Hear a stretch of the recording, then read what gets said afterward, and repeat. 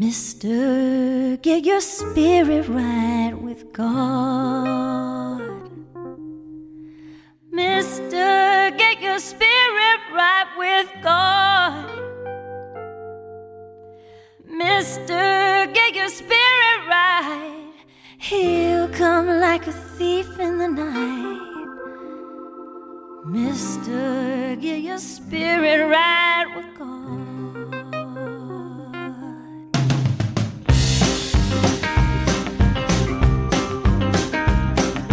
Mister, better lay that bottle down. Mister, better lay that bottle down.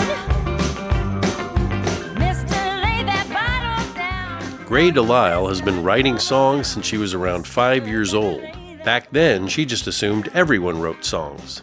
Her talent for singing and writing and her gift for doing voices continued on. Grey is now known as the most prolific voice actor in American animation history.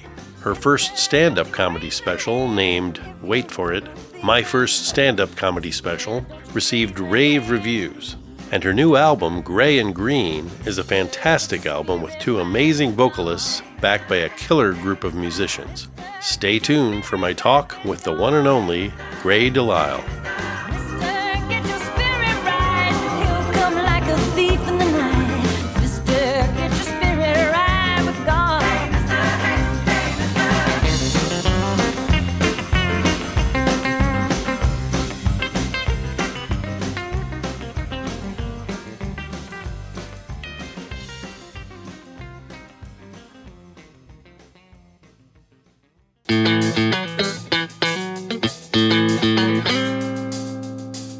Welcome to Frets with DJ Fey, the place to hear great music and interviews with fantastic musicians. Stay tuned.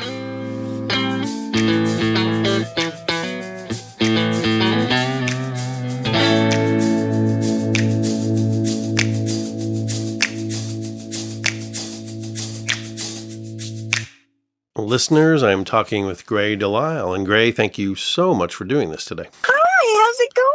I'm so happy to be talking to you. This is going to be fun. It will be. I want to address something right up front on the off chance, or maybe probable chance, that some musical stickler or purist says, wait, Grey DeLisle is known for playing auto harp. That's not an instrument with frets. You know, details. Yes. Yeah. Well, I do fret over the auto harp quite a bit. Well, there you go. I thought so. It made sense to me. So.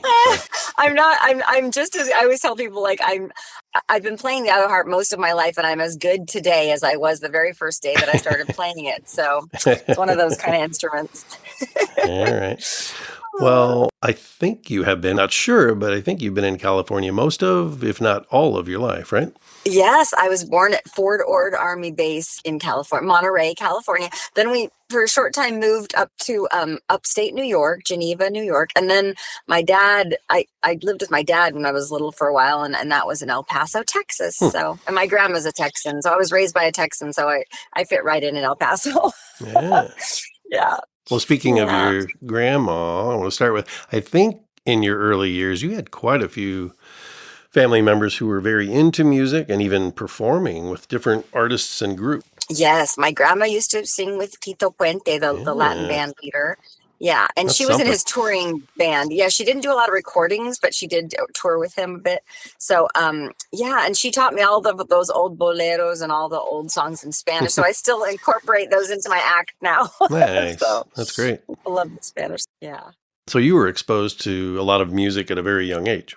Oh, yes. My mom was in bands. My mom I'd have to go to rehearsal with her for her band.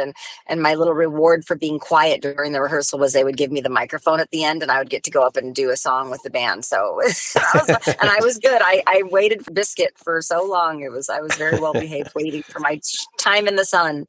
Perfect. Yes. And you were writing songs when you were just a kid too? Yes. I always thought everyone wrote songs. I remember talking to a friend, like I was like 6 or 7, and I was like, when you're writing a song, and then, and it's funny because my kids kind of come up with their own songs too a lot. And my kids think it's a real ripoff if somebody didn't write the song. So we were listening to, my son was talking about his teacher teaching him some song. It was like some kind of, they go to a Waldorf school, so they have a lot of different verses and things that they say during the day, like, about when they talk about when they're about to have a meal or if they're greeting the day and everything. And he was doing it for me, and then he's like, but she didn't write it or anything. It's just it's the thing that everybody does. It's kind of taking it away from her a little bit. I was like, she didn't have to write it. Anyway. I thought my dad wrote Big Rock Candy Mountain for the longest time when I was little. And then I remember hearing it and going, oh, that's not, because my dad he was sort of the Weird Al Yankovic of our family. He would like make up funny songs to other people's tunes, which I didn't know they were other people's tunes, but they were kind of making fun of me and my sister, or me and my brother, so he was always doing these little like takeoffs, but then he would sing Big Rock Candy Mountain too. And then I heard, it just sounded like another one of the songs that made fun of our family. And then I actually heard it and I was like, wait, that's a real song? Yeah. I love that. Such a great song. It was so cool to hear that play over opening titles to "Oh Brother, Where Art Thou." It was such a perfect song for that opening. Oh yes.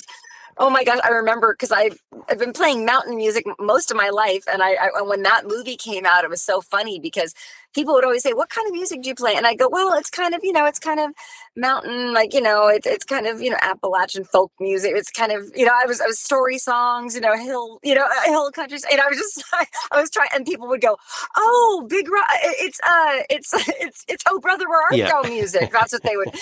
When that movie came out, they just started saying, "Oh, I know what kind of music you play. It's that Oh Brother, Where Art Thou music." And I was like, "That's fine." Well, back to the auto harp.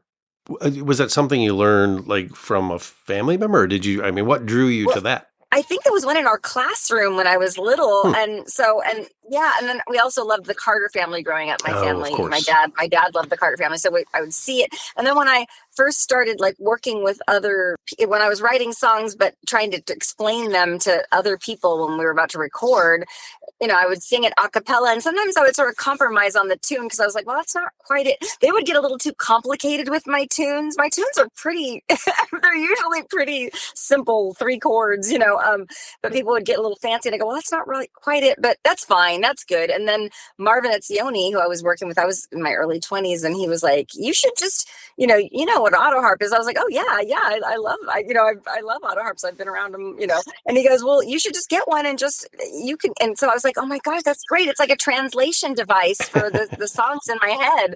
So so that's when I really started playing it, daily, was when I was just trying to get whatever chord it was from out of my head into the brains of the other people that I was working with. So and not that many people play them, not that I know. No, people always, when I travel with it, people are like, is this a zither or is this a lute or they always have some kind of word for it. Dulcimer. They're like, you're dulcimer. I'm like, no. Stay tuned. We'll be right back.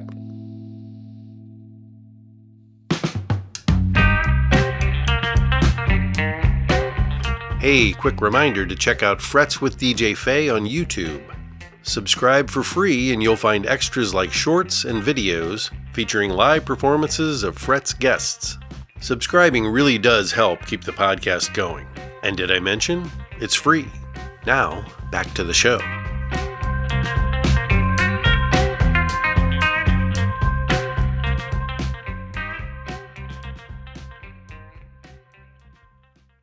So time marches on, you get into school, high school. What kinds of music were you into like during your teen and young adult years? Did you venture off into other genres of music that you like to listen to or maybe even play? Yeah, I got really into jazz, like Decca recordings. Like I really loved Billie Holiday and Ella Fitzgerald and Louis and all that stuff. And Well, and I also was a sort of a theater nerd, so all the Rodgers and Hammerstein stuff, there was usually a recording like from a real jazz person of those hits of the day from the musicals. So it kind of crossed over. So yeah, I would get in my room and draw and write poetry to Billie Holiday all the time.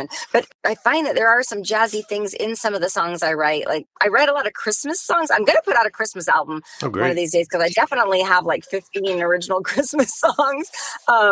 But this past holiday, I put out a song with Les Greene, which is where I started writing for Les Greene, because there was a song I wrote called "I Don't Want Nothing If I Can't Have You," and I wanted to have like an Ella Louie thing, and it had a lot of jazzy chords. And at first I brought some musicians in who couldn't hear the chord. They didn't know, they were like, it was a little too simple because they were used to working with me with my country stuff. But James Inveld, he ended up producing it, and he could hear all the chords I was doing because he's got he can play anything. So but yeah, it was very Louie, and like, I don't want nothing if I can't have you, boom boom boom boom, don't want no velvet coat or shiny shoe. It had a lot of jazziness to it. So yeah.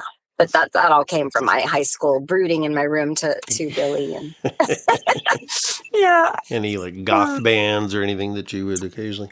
Oh yes. I went through my goth phase. Yes, the heavy. I drew like little black spiders on my chest at one point. I got into vintage clothes. I always loved old things, but I remember we didn't have much money either. So thrift stores and it was a way to be cool with very little money by always shopping at the thrift store and stuff. Yeah. And yeah, so I definitely, all my prom dresses all came from, thrift stores and stuff, because I was like, who has like $300 to spend on a dress? Right. Even now, it's like, now they're like, the girls spend what you spend on a wedding dress or things like that. But I did wear a hand-me-down prom dress though from one of my senior year. It was funny because my friends, all her prom pictures, she was a year ahead of me, so I was like, oh yeah, I forgot my prom dress was borrowed from her, because she posted her prom pictures the other day on social media, and I was like, that's my prom dress. Oh yeah, I borrowed her prom dress anyway. So yeah. Yeah, I did love the goth stuff, but I still listened to Hank Williams and Patsy and all that stuff too, And my mom loved Linda Ronstadt and Emmylou Harris and stuff. The Eagles and all that. So it's funny because I remember getting into Buddy Holly later in life, because I didn't realize that wasn't Linda Ronstadt's song when she did all that Smokey Robinson and Buddy Holly stuff, and I was like, she's a great songwriter, and then somebody's like, no, that's a Buddy Holly song, and I was like, oh, he's a great songwriter. I got to get into him. So yeah, I feel like in those days when I was in school, I was like adding things in. I was never really walking away from the stuff I already knew. Like my dad had turned me on to jazz, and of course I was into all the 60s pop and rock and classic rock and everything. Yes. But I kept adding different things in. Yes, I love being a mother. My son is 19 and he's got great music taste, but I love when he falls in love with something and then he hasn't heard. And, he was playing the Kinks for me. He was playing Come Dancing. And I'm like, oh, I was like, that's like later. That's like the 80s. I was like, have you heard I was like, have you heard Waterloo Sunset? And he's like, no, what's that? And I was like, oh my God.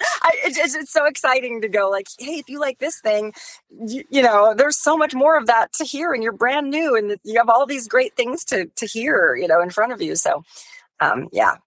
Yeah. People who know me know I'm a bona fide Kinks fan. I'm pretty big, and they probably get tired of hearing me talk about them, but I absolutely love the Kinks.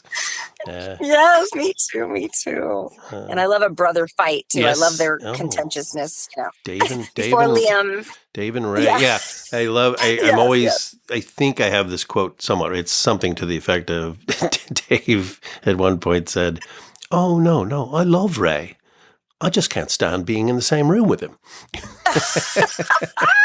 And we've all been there. We just got off a month-long European tour with my band, and everyone was in a fight at some point. Like, so we were like, well, it made us all feel better. There was no common denominator. There's no one sticking out or feeling bad, because we all at one point were really mad at one of the other people. So it was fine, but we love each other so much. But when it was over, we're like, I love you, but it'll be great to get home and not see you guys for a couple weeks. I need a break. Yes.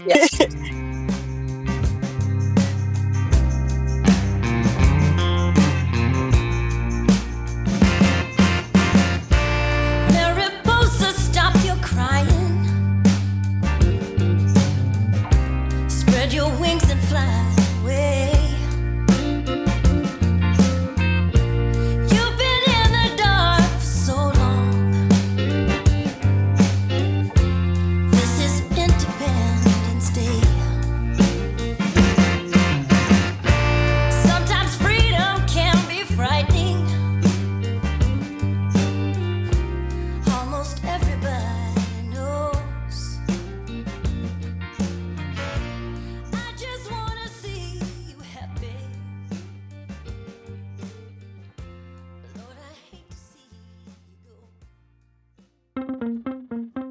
Hey, I want to talk about Plug. Plug makes it easy for you to purchase the personal technology you need at 40 to 70% off retail pricing. What can you get from Plug? Certified pre-owned devices including iPhones, Androids, AirPods, Macs, smartwatches, accessories, and more. I originally didn't even want an Apple Watch, but I got one from Plug and I love it. I wear it every day. Your purchase is backed by their unmatched 1-year warranty and 30-day money-back guarantee. One more very cool thing, Plug is dedicated to helping reduce e-waste around the globe. To date, Plug has helped save over 1 million devices from reaching landfills, and they're looking to double that number by 2025. Link to Plug Tech from the show notes, and check out all the great deals and savings on certified pre-owned devices. Plug Electronics. Check it out.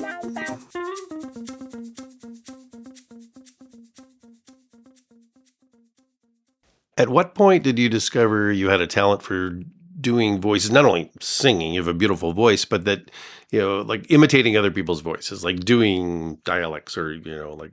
Oh, yes. I started doing impressions of, well, I always had done impressions since I was little. My grandma used to get mad at me because I'd be at a restaurant. My grandmother raised me, so we spent a lot of time together, and poor thing, I was such a weird little kid. Like, people always say, how did you get into doing cartoon voices? And I was like, I was just a little weird kid with ADHD who wrote songs all the time and did voices all the time and was always performing and just trying to entertain myself, But if I heard a voice or I had to imitate it, and so it's probably some sort of stimming or something. I don't know. But I would be at a restaurant and I would hear like a weird, like a laugh, and I would be like, and my grandma would go, baby, don't do that. You're going to, get us. We're going to get beaten up by these people. But it was just, it's almost, I still do it in my head. Like, I know it's not socially acceptable to do. But I still, if I hear a voice, I'm like, oh, I got it. I definitely have to, even if I hear a lyric to a song or something, like if somebody says something that is a lyric to a song, I have to sing the song. I do it in my head now, but I used to just would go, oh, I couldn't sleep at all last night. And I'm like, I couldn't sleep at all last night. Just like, I just do it in my head now though, because otherwise you end up with no friends. But yeah, so I was just a weird little kid with ADHD, and now I'm a weird adult with ADHD who's making a living at it. I always had, it's funny because my given name is Erin Grey, so my Grey is my middle name, but when I started preschool, they gave me a big E and said, pick what, make Erin the what, like what is, and I put Erin the entertainer, and that was and I decorated the E, and I always think how funny how we're kind of like know who we are at such a tiny little age. I was like 4 years old, but I just, and I'm not like just an actress or a songwriter or a comedian or a voice actor or I'm an entertainer. I like to make people happy and tell them a story and make them laugh, and I like to entertain. So it was very, very, very true back then. So yeah. I guess I was wondering if there was a point, like, were you ever at a crossroads where you were choosing a career path? I mean, you have so many talents, singing and songwriting and, voices and comedy even. Was there like a point where you felt like you had to make a decision between music and voice work, like for a career path? Or was it easy enough to just say, oh, I'll go for both? Why stop doing one or the Well, I did do on-camera acting for a while when I first moved to LA, and that was going great. Like I think I got like the first 7 things I auditioned for. I got them all, like all these on-camera things. But I also, the voiceover started heating up, and I could do like 3 or 4 voiceover things in the same time span that I could do one episode of a sitcom or something. Right. So I remember that was a big decision, because I remember having to get rid of but like having to just leave my on-camera agent, because they were going, at one point they were like, you don't even have to audition, they just want to hire you for this. I'm going to make 5 times that doing voiceover, because I can do 5 of those in the same time, and it's like a whole day away at this just waiting around to do 5 lines or whatever.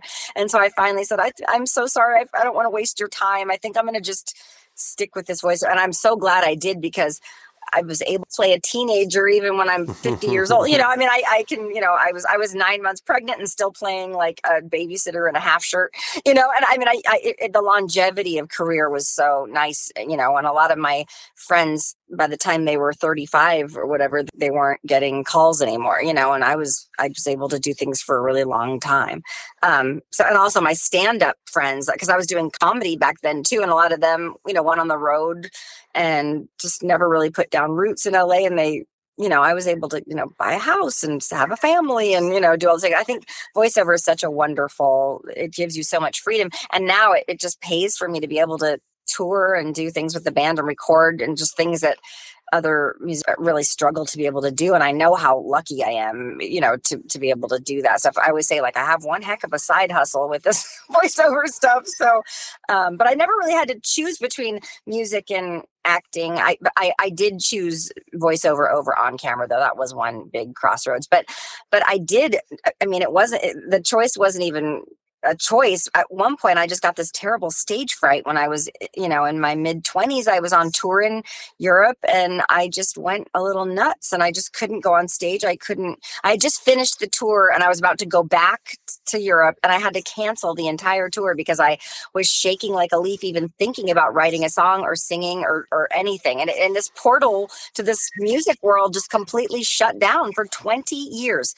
And finally, when COVID happened, I just got, I guess, I don't know if it was the quietness or the stillness, or maybe just thinking that everybody was going to die in a month or something. Yeah, I don't know, but it just kicked something loose and I couldn't stop writing. So now I've written like 300 songs in the past, since in the past 6 years or so. I've put out like 6 albums and I have another 6 recorded that haven't even come out yet. So, and I just put out one the other day, the Grey Greene record. And then there's another solo thing coming in October.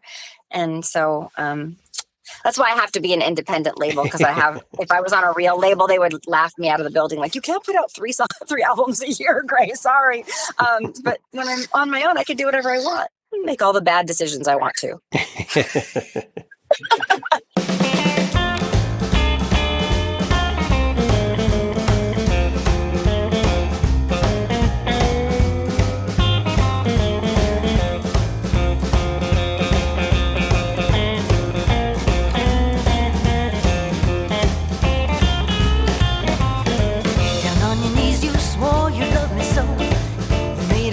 That you never let me go.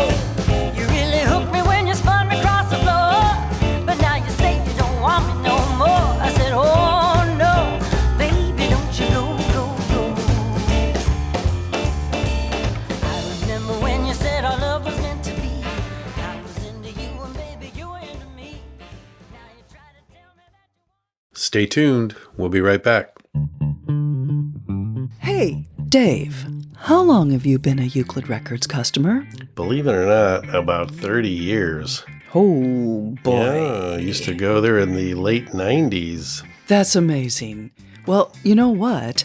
2026 is our 45th anniversary in St. Louis, and our New Orleans store is turning 15. The NOLA store is cool, but the St. Louis store has 2 floors of used and new vinyl and CDs. And every genre you can think of.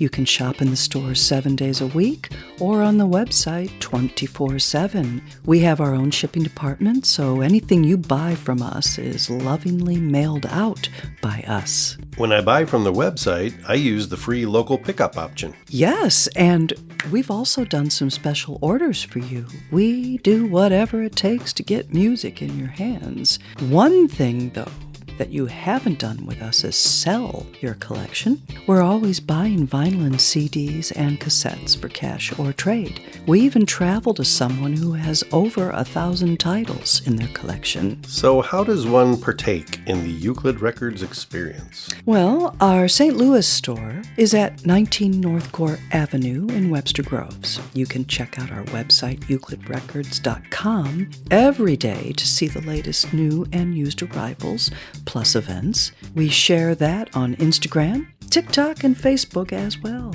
And remember, we ship worldwide, so no matter where a Frets listener is, there's Euclid Records.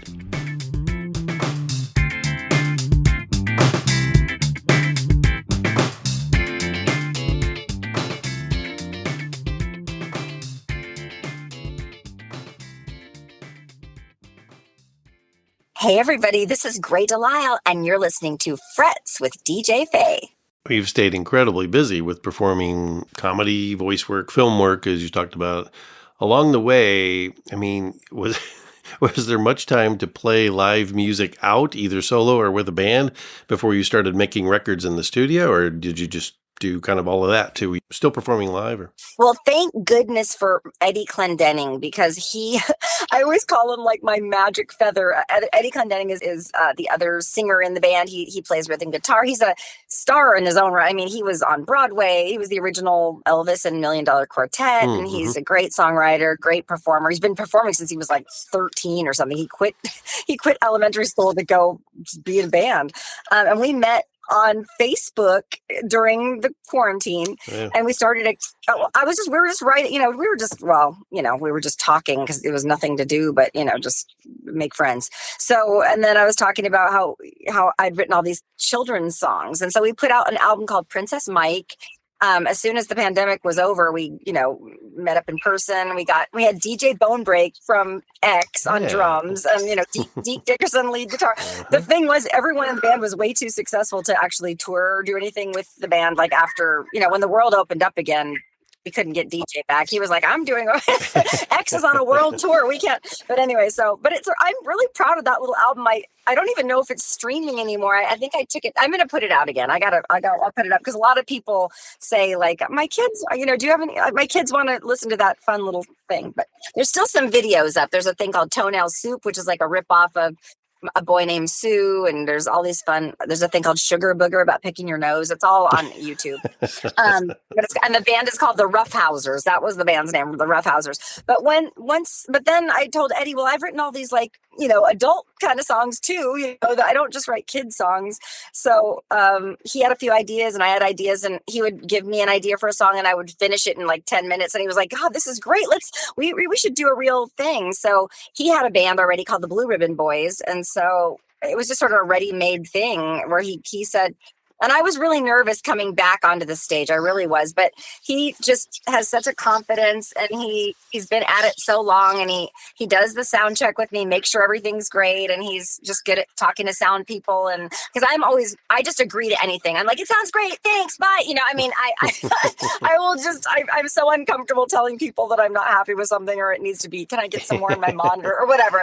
But Eddie really facilitated all that, and he's sort of my protector and my brother on the road. So, but I always tell him, you're my magic feather, and I'm a little Dumbo because I wouldn't be up here without him. He just makes me feel like I can do anything. So he pretty much kind of gave me, for a while it was Grey DeLisle and Eddie Clendenning and the Blue Ribbon Boys, and that just doesn't fit on a marquee. So I was like, I know I don't want to make it a blow to your ego or hurt your feelings or anything, but the promoter said, can we make it Grey DeLisle and the Blue Ribbon Boys? Is that okay with you? Can I just kind of usurp your band? And he's like, yes, you can, as long as I get him back when you're gone. So he still plays, Eddie Clendenning and the Blue Ribbon Boys, but when we're on Europe, it's Grey DeLisle and the Blue Ribbon Boys, because we don't have that many letters to put off the marquee. It doesn't fit. It doesn't fit. It doesn't trip off the tongue either. I can barely say it. I'm like, Eddie Clendenning and Grey DeLisle and the Blue Ribbon Boy. Anyway. Say that 7 times real fast.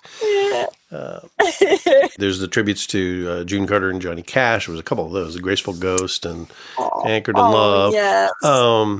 I want to talk about another tribute album that was a project of yours in 2025. And to lead into that, I'm going to share an experience I had back in 2009. I won't take real long.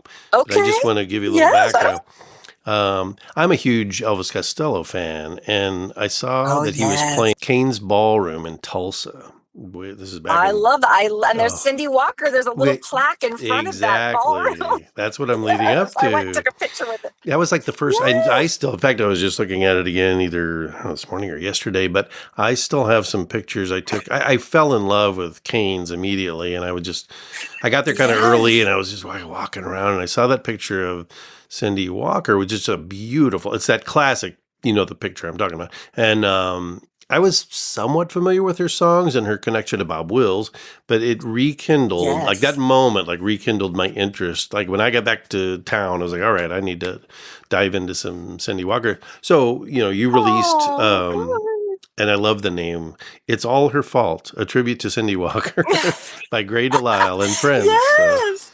It was, Oh, and it that features, popped into my head.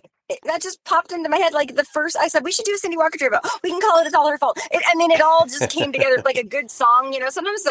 Sometimes when you belabor all the, sometimes a song just takes forever to write, and it's like, oh God, it's like just so complicated and horrible. And the song's always like, I don't know if that's even a good song anymore because it just takes so much work. And then it's always the best songs that kind of tumble out. For me, that's just my experience. I know other writers are different, but when that all just came together and all the ladies just kind of, it was easy, it was just everybody was like, yes, and no one fought over it. There was a little bit of contention on who was going to get to sing "You Don't Know Me," but Rosie Flores was the queen in my book, and I just love her so much. We've written songs together, and she's helped me so much, and she's a great mentor. And so I said, Rosie's the queen, so she gets to pick what song she wants. So she picked that, and then everybody else kind of fell in behind that. But it was easy. I was afraid there was going to be drama with everything, but everyone was just sent in their tracks. We sent them songs.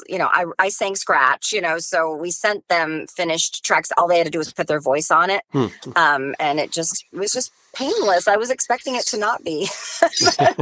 Yeah. Well, and you provided vocals on "You Got My Heart Doing a Tap Dance." Well, and that was all. Not even that was all. That was Brennan Lee being a sweetheart because I sent her the song and she goes, "I love your vocal on that. Are you sure you don't want to sing that?" And I go, "No. I want. Oh my God, who doesn't want Brennan Lee on their thing?" I'm like, "No, don't. You're not backing out of this." And she goes, "Well, maybe we could do it as a duet." Oh. And I was like, well, let me see if that works because and it just sounded so. It was great. I was like, yeah, and the album needs a little duet. That's cool, and there aren't many two lady duets, Yeah, so I was happy with it. So sweet. Yeah. I need to get Rosie Flora. I need to talk to her at some point. You do. You do. I can set that up. And she is on tour with frickin' Robert Plant right now, too. Yes, I'm so proud of her. But I was in Europe and they offered us this big gig and I was like, well, I'm sure she'll say yes. And they were getting ready to finalize everything. And Rosie had said yes. So they offered us the money. Everything was like, they were dotting the I's and crossing the T's. And then she goes, Gray, I just got offered another tour with Robert. And it's during, I think it's like, might butt up against that. It was like the Robert thing was ending a couple days before I really needed her to be in the Netherlands. And I was like, Rosie, I will fly you from Chicago straight to first class, anything you want. So she said, oh, of course I'll come. And I was like, so relieved because once somebody's with Robert Plant, they could tell everybody to, just go suck it. Like she didn't have to be nice to me, but she was. And she's just a class act. I love her so much.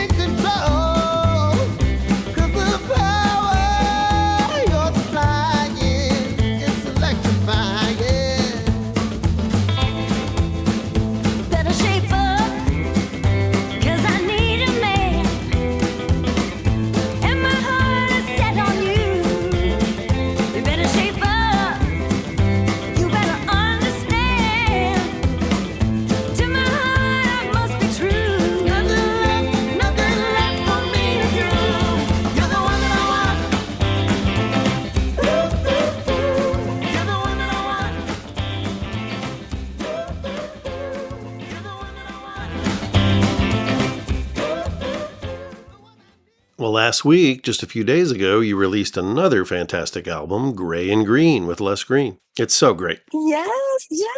Oh, thank you so much. He can sing anything. And it was just so inspiring. I usually write for myself, but occasionally I have like a star in mind when I write things. Like sometimes I'm like, what would I pitch to George Jones? I want to write something for him to sing, or what would Buddy Holly sing, or what would, and I have them in my mind, but this time, I feel like he is just a star waiting to happen. He's so talented. He can sing anything. And I wasn't constrained by abilities at all. When I write for myself, sometimes I am constrained by my own singing abilities, but he's just world class, any note, so I just felt like great singer.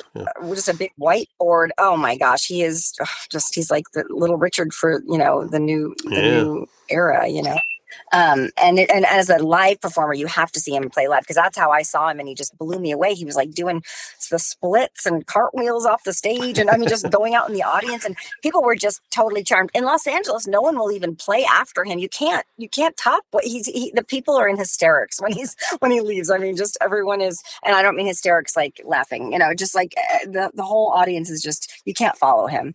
So so I went home and just that I Want to Let You Call Me Baby just popped into my head, and I was like, I got Les has to sing that. And thank goodness he was so receptive to it, and he came and recorded a bunch of stuff, and it was wonderful. And he was so gracious because he has stuff he's putting out too. So he said, you know what, my time's limited, because I wanted him to finish all the other songs. And he's like, how about you do them? Let's do a thing together. So I was like very flattered. I was just planning to write a whole entire album for him, but he had time. He's in the top finalist for the Tiny Desk concert for NPR. Wow. So he had things that he had to do with that. And he's on their tour right now. He's doing a tour with those artists too. So he said, why don't you do the other half of the songs? I was like, well, okay. So, that's how that happened. It was all his idea. Just like Brennan is all, I kind of fall into these things just because, I don't know, people include me, which is so gracious.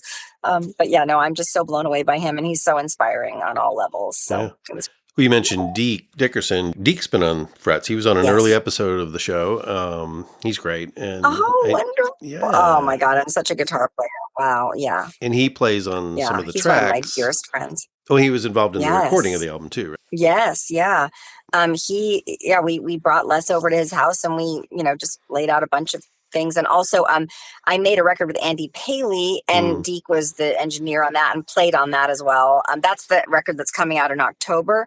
But I gave a couple of the tracks that I had done with Andy to Les, because I felt like he could sing them better. So that's why Andy is credited a couple times on this for guitar and, some production ideas, because I just thought, like, ultimately I want what serves the song best. But The Back of Your Hand, I was singing that, but Les just sang it so much better than I could. So, so I gave him a couple of tracks that Deke had engineered. So no, I love Deke. I've been friends with Deke for 20 years or more. We've watched each other's kids grow up, and it's great. Just saying, every time a song pops into my head when I'm writing something, I go to his house so we could get it down. I was like, can I give you $100 and you'll just record this real quick? And he's like, sure. So I just show up and he helps. I saw Deke not long ago at one of my favorite venues here on the outskirts of St. Louis. It's Gene's Country Club in Peevely, Missouri. It's bona fide honky tonk, and it's such a great place to see anyone. But yeah, Deke played there not too long ago, and I'm going to mention this too. The last time I was in LA, I sent Deke a message and I said, hey, I was kind of looking at your tour schedule, but it looks like are you in town? Like, when I'm going to be out there? I was out there for like a week. And he sent a message back, and he said, Saturday night, I've got my kid, but here's what you should do. You should go to the Sassafras Saloon, I think, is what it was, and see. Yes, the Sassafras. Yeah, and it was a great little place, but it was Tom Kenny and the High Seas, and it was amazing. So, yeah. I play there all the time. I love that weird Evita balcony, and it is weird, but it's still like such a great, I love the vibe, and that place is so wonderful. That was cool. He didn't steer you wrong. That was a great experience, and I was very grateful that he told me about that. So. Yes. I do my song. I do a thing called Grey DeLisle's Song Swap. It's actually Grey DeLisle's Song Swap Meet. So we have some vintage vendors there, but it's people just share their, original songs, and then, we have a headliner, and it's fun. So I've done it in Nashville too. It's sort of a traveling thing. I did it at the Nashville Palace, but Sassafras is my place that I do it when I'm in Los Angeles. So. Well, next time I'm out there. You mentioned you did some shows to promote the new album. How was that experience touring? Oh, it's great. Les isn't available because he's on the NPR tour, but I've taught my band, as best I can, that album, and we were just in Europe doing some of the songs, but I do my own versions of some of the songs that I wrote Les, and they're totally different, but it's like lives between Little Richard and Dolly Parton or something. I just kind of Dolly Parton up my song. She had some soul. Dolly's got soul. Anyway, but like The Back of Your Hand is like a finger picking song when I do it, and I just had to re-engineer some of the things to suit me a little better, but it's working. People love it, and we sold out of the record on tour, so that's yeah.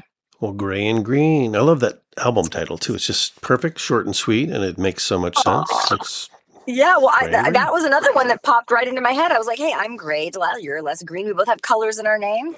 First, I was like, green and gray. And then I was like, Grey and Greene flows a little better. And I'm an egomaniac. So that worked out. All right. It is available. And listeners, I'm putting a link in the show notes. So look for it. And it's really, really, really great. Grey DeLisle, so I can't thank you enough for taking the time to talk today. It's been a lot of fun, and I do too. Thank you so much. It was a lot of fun. You're right. It was fun. All right. Well, tell your brother I said hello. I will. Okay. We'll be in touch. Take care of you. Okay. Bye. All right. Bye-bye. Bye. Bye.